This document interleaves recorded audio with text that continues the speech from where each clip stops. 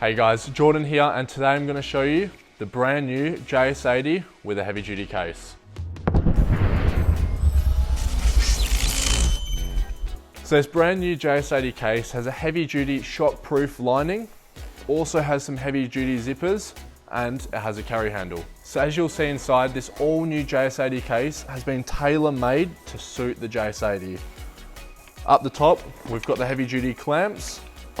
We've also got the JS80, which fits perfectly snug in this little spot. You've got the 12-volt charger, so this plugs into your cigarette adapter. You can also charge your phones from it. You've got the USB-C output, which charges the JS80, and the 240-volt output. So when you want to run your 12-volt fridge, you simply get this adapter, plug it into the JS80, plug your fridge into the other end, and there you have it. So you also get the heavy-duty case, which fits all of this inside.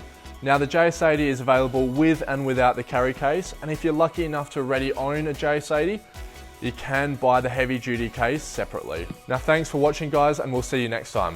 Cheers.